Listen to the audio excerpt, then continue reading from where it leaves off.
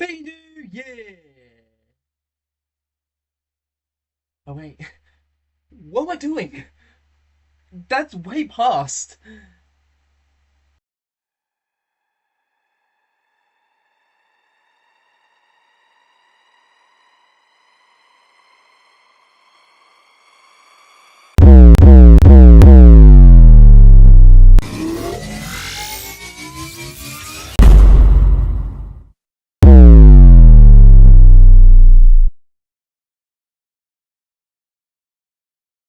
Hello, my name is Kuuga 11, your inspiring filmmaker, and I'm back with a new video in New Year. And as you can see, or probably tell, haven't done videos for quite some time. I did promise some back in my last video, but stuff happened, Christmas, holidays, just general personal life stuff. And, I was bored, and I managed to squeeze in some time, and here I am. Alright, time to cut to the chase. And today, I'm going to do a different kind of video. Something I've, wanted to do, something I've technically done, but never done in this vein. Today, I'm gonna go stop and rank all 5 seasons of one of my favourite TV shows, Stranger Things. And why doing such a video today? Well, about 2 weeks ago I think, 1 or 2 weeks ago, I've finished the final season of the show. And, it left me wanting to do, something in my mind about it. Wanted to talk about it. I talked about it in my mind and I kind of wanted to let it out, so... And I've been kind of wanting to do a ranking video for a while and, I found the right opportunity to do so now. Yeah, okay. Well, we're in a new, different sort of environment right now. You probably know my setups. Got the screen, Stranger Things, sitting in a chair near my TV. My computer's screening to the TV. Visual effect. Well, alright. Now, let's begin. In last place, we have Stranger Things Season 3. And to be perfectly clear, I don't hate any of these seasons. I think they're all enjoyable. But I would say that this is really my least favourite. And, a lot of people will probably criticise me and say, oh, it's a fun season after a dark season 2, and, I can understand what they're going for this season, trying to make a more light-hearted season after something so dark, and, I can respect that. Though, there's only so far you can go with how light-hearted this is, and the biggest problem I have with Season 3 is it's just so goofy, and...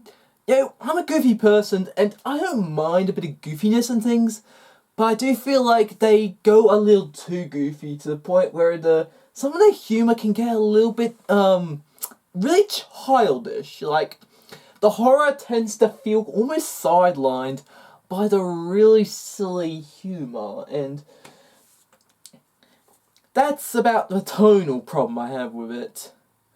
Other factors that I have a problem with the season are...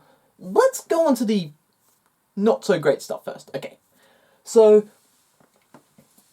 some of the biggest problems I have with the season are, the storyline, is pretty much Stranger Things as it can get.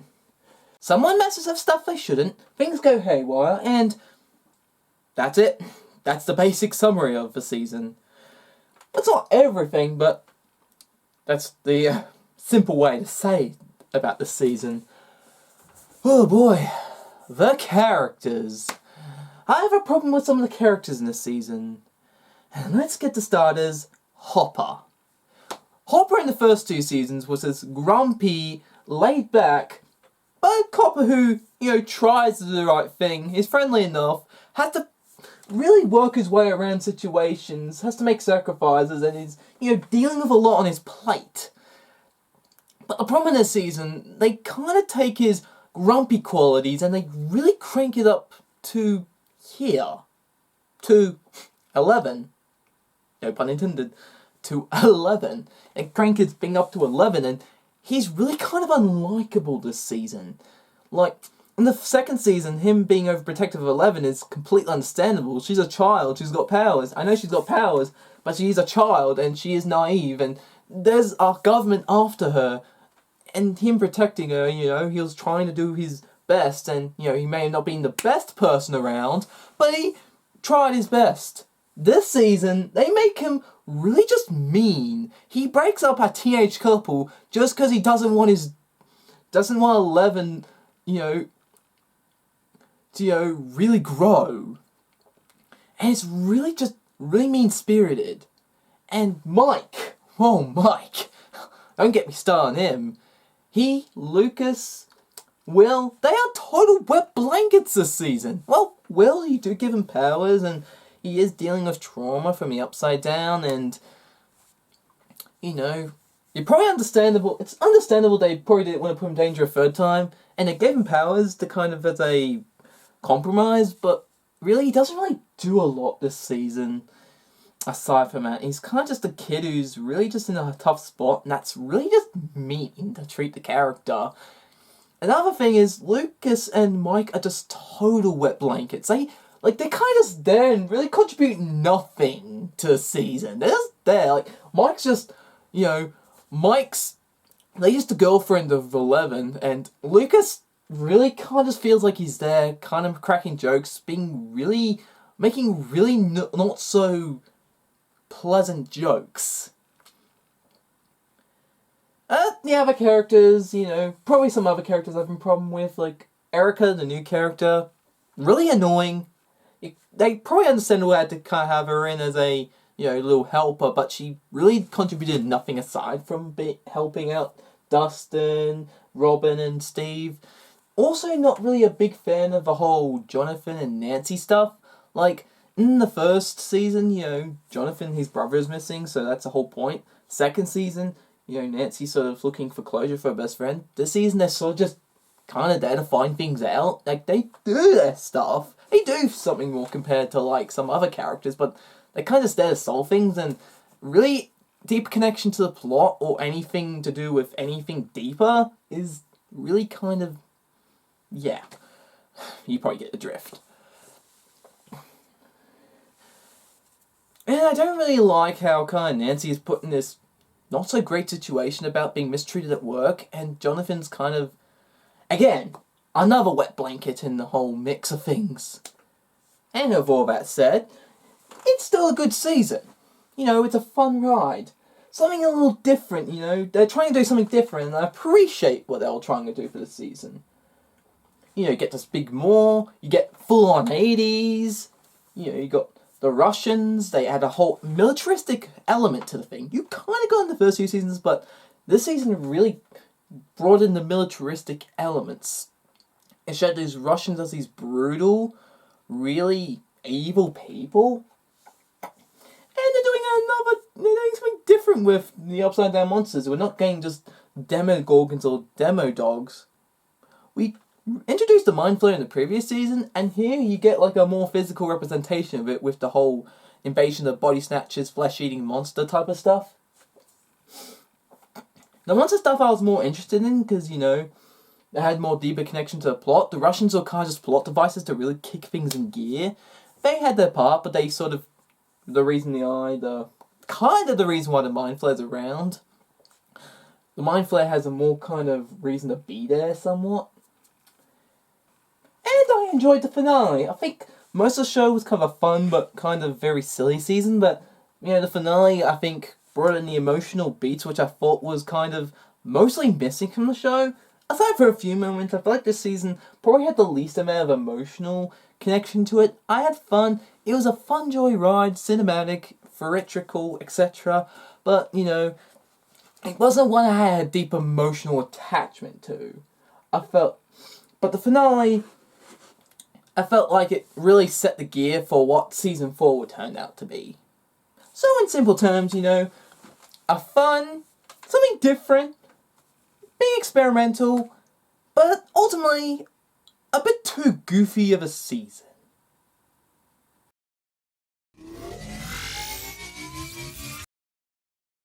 And in 4th place, we have Stranger Things Season 5. This is a season I actually managed to catch up on, you know. When Season 4 came out, I hadn't even watched the show yet. And when I heard good things about it, I started to watch the show from the first season and catch up. And this season came out when I finished all 4 seasons. So I was lucky to catch up on this one. So about this season, well, it was a good season. I think it wrapped up things pretty nicely.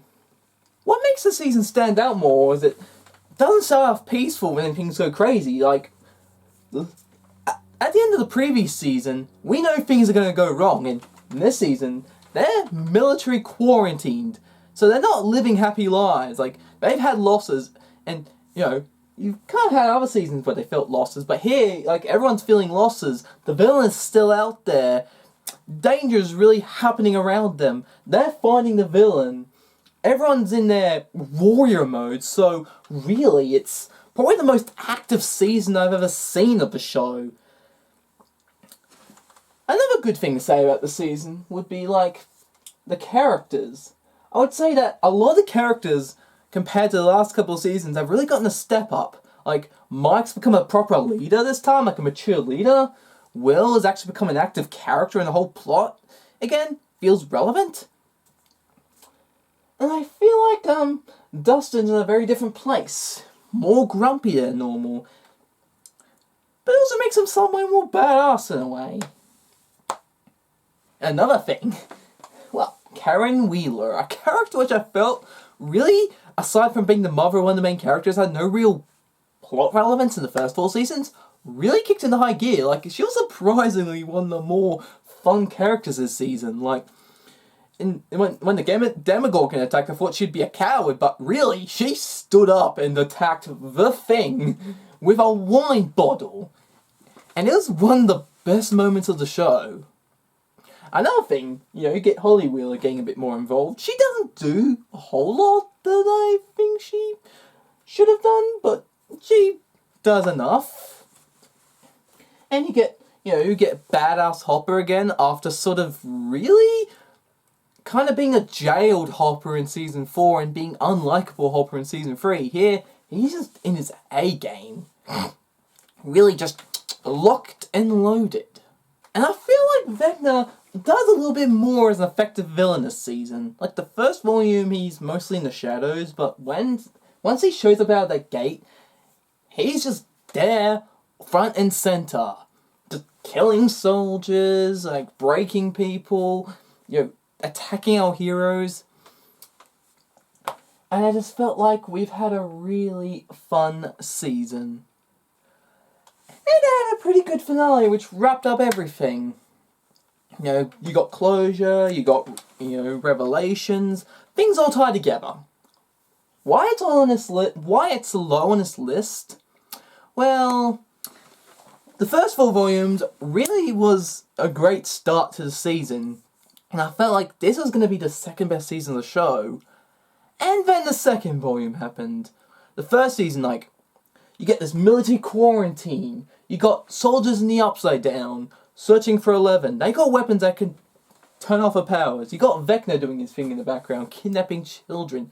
Demogorgons doing their thing. Characters in their warrior mode. Get characters that are really in tough places at the moment. Like, you know, you got Lucas, whose girlfriend Max is in a coma. Dustin, he lost his friend Eddie. His relationship with Steve in a bad state. Characters have to kind of act around the military as they're keeping a watch over a lot of the things. A lot of attention. And then Season 4 kind of Volume 2 really meanders a bit on that one. Like, after the great end of Volume 1, where, like, Will uses his powers, you kind of get a lot of monologues, talks, kind of delays in the plot. Like, Vector just sort of goes back to his domain and just kind of brainwashes his children through, you know, hallucinations. And you do get a few moments where he chases after Max and all that. That I feel like, you know, it just feels like the plot doesn't really get any bigger than that. Like, most of the whole plot happens in the Upside Down. I feel like the world should be affected, but the world never really gets affected. It tells us the end of the world, but it never really, shows us the deeper effects of that. And then there's the season finale, and I had a good time with it, but I feel like there's a lot of plot holes surrounding Vecna and everything. There's this play that explains everything, but I don't have access to that play in any circumstances, so, I feel like they should have explained a little bit with Vecna. I feel like they should have had the more monstrous version of him a lot more in the season. I feel like the military stuff kind of felt like they're pretty much more militaristic poor man's version of Brennan's science group. Like, while I'm not a big fan of them either, they felt like they had more of a presence in that season. In the military, just feel like they're sort of lapdogs, sort of just shooting, blow them up, Dr. K, played by a good actress, but wasted. The military didn't really pose with much of a threat, aside from doing a few cool things in the season. And I feel like some plot lines just sort of get dropped, like, there are some things I just feel like they never really explain how things happen, how things is, logic issues here and there. So, a good season, a few plot holes, but still a lot of fun.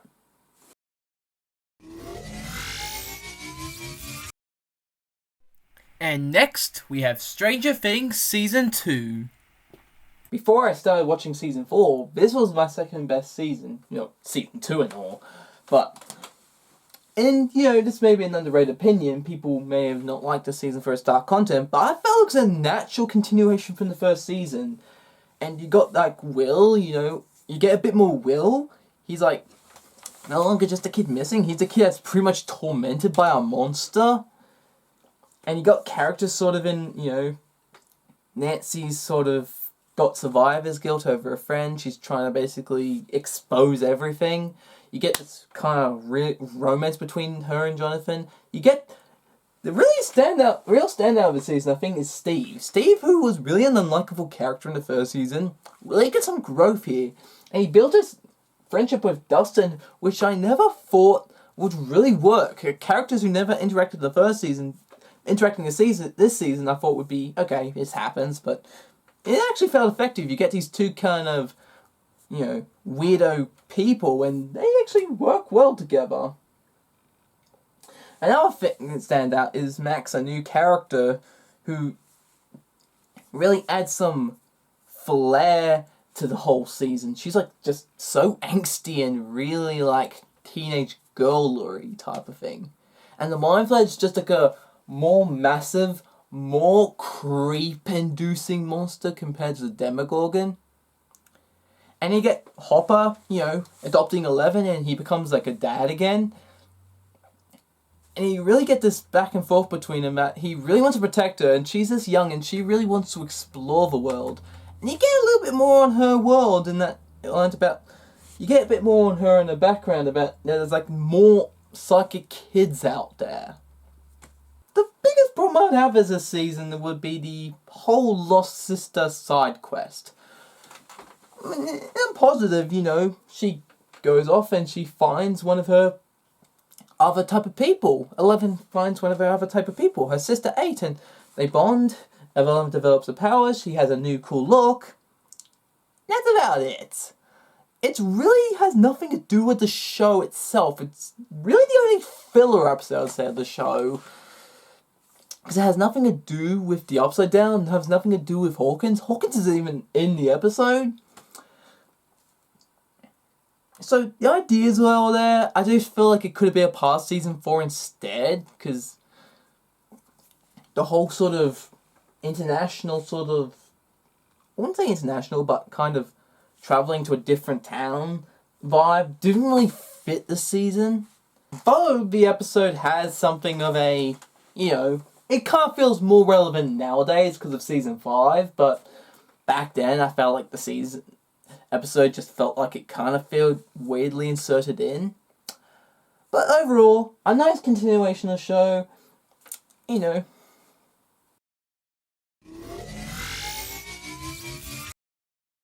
Our second last one is Stranger Things Season 4. Just hearing about this season online is kind of what got me into the show in the first place. I mean, I've seen bits and pieces and episodes of the show before, but I've never really had the mood to get into it. But after hearing great things about the show, I really just wanted to watch it. And I watched from season 1 into season, and oh boy, what a season it is! When it first started, I felt like it continued nicely some elements from season 3, you know. The Byers family, along with 11, are off in another town, California. Hopper's in Russia. Max has lost her brother, so she's in a depressed state. Yeah. And the friendship between Mike, Lucas, and Dustin, to an extent, Will, kind of feel like they're drifting, so everything's sort of not in the same state as it used to be for the characters. Along with that, we got Vecna, you know, who's a really creepy new villain, who's like Freddy Krueger from A Nightmare on Elm Street, who really just brings in that creep factor, really stands out from the other monsters of the show, compared to Demogorgon or Mind Flayer, but they're not these kind of feral monsters who have some smarts to them. You know, the Mind Flayer was smart, but it possessed people to sort of talk. This is like a humanoid monster, and with this season, everything's in a whole different area than it used to be. No longer is it a small town, things going wrong scenario. It's an international, big, epic blockbuster. I mean, most of the episodes are really movies rather than episodes. And I felt like it did a better version of Season 2 where we got a little bit more on 11's sort of history with other psychics. While Season 2 kind of did it with 8, this season we showed there was a lot more of them. She was not the only one. There was a whole, laboratory full of them. And it all started with Vecna, or Henry Creel. And things went wrong from there. I think it's a season that ties brilliantly to the other season. It really connects the dots, like, with what's going on. You know, you got Vecna, who started the whole line of psychic people to 11. And it's pretty much the reason why Will went missing in the first place, why everyone's lives are not in the normal state like they used to be, why they're always fighting monsters, going into trouble with, military people, etc. And now let's get on to the characters.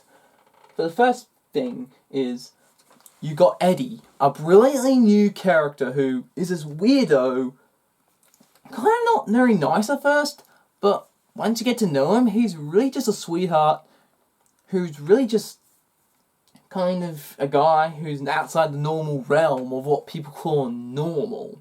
I'm a weirdo myself, so I identified that kind of character, those type of characters. At first, he sort of was just kind of around, being the traumatized guy who witnessed his love interest being killed, but he grew into a character that grew more confident, and he really encouraged Steve to kind of go on with Nancy. Though that plotline never developed further, I feel like he was a character that just really helped characters move in better directions than they used to be. And I feel like this is a season where Max really started to connect in this season. She's a depressed girl, Vecna goes after her, but you start to understand the depths of her trauma. Episode 4, Dear Billy, is really just a standout episode in this season. You get to see her basically thinking she's gonna die, and really setting out the stages to...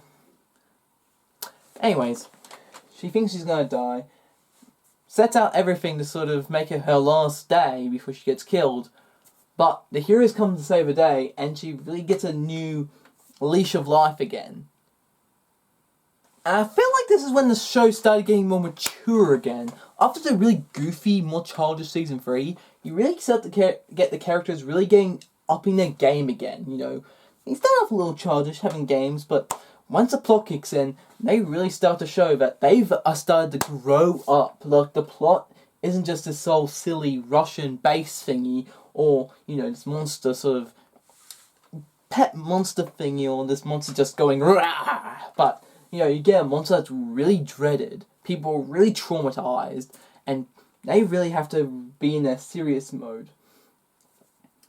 And 11 has to basically go back to the trauma she really tried to escape from. And Hopper, who I found unlikable in the last season, really started to feel sorry for him again.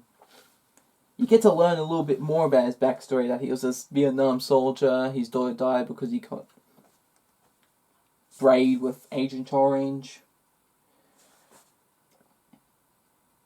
And I think is when Nancy starts to grow without having to have this love interest hold her back in the whole scenario. She starts to grow as a really badass character who I felt like in the first 3 seasons had to be connected to some boyfriend to help her out. But here, you get her independence.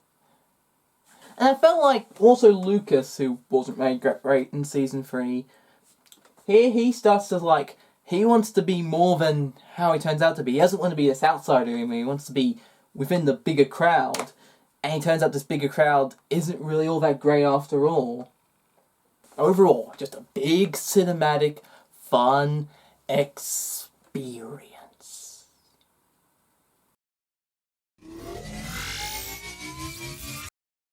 And in final place, we have Stranger Things Season 1. When this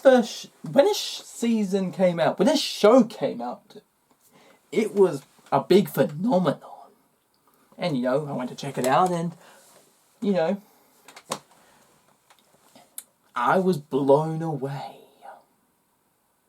Story's, simple enough. Kid goes missing, start the chain reaction of things, monsters out there, government conspiracies, girl with powers, depressed cop, all that sort of thing. That's why I liked the season. It was the most simple, more tight, simple, straightforward story of the show. Because other seasons try to crank out the lore of the world. And I think season 4 did a good job of building out that lore. But I think this season just did a good job of telling a good story. A simple story. It's like this set in the 80s, you get these 80s references. You see these kind of normal people basically having to change within the environment they're in. You see children having to grow up within dangerous circumstances, grow up quickly. You see this, cop go from depressed guy to more confident guy. And also you see Steve, who seems like a loyal boyfriend to Nancy, but is too much of a coward to really not be around his friends. He's a mean guy, but he grows slightly when he gets to fight the Demogorgon, showing underneath his bad persona, he is, an in-love guy. It's also a nice genre blender of science fiction, horror, coming of age, comedy, etc.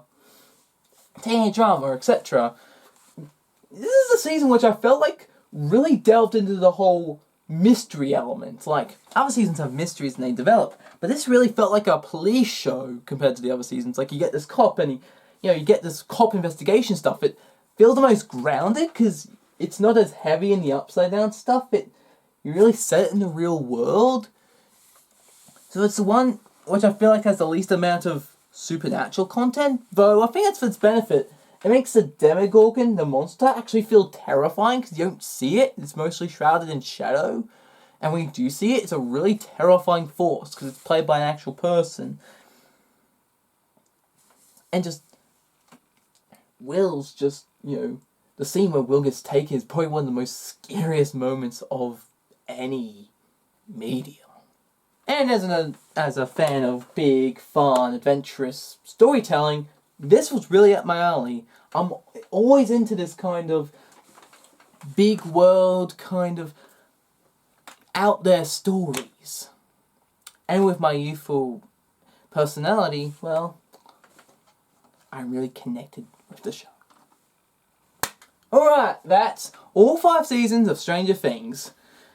How did you like it? Let me know your opinions in the comments. This is just my list, not the list, so if anyone has their opinions, send your list down in the comments, subscribe, and this is something I should really get used to. Alright, bye bye now. I'll see you in my next video.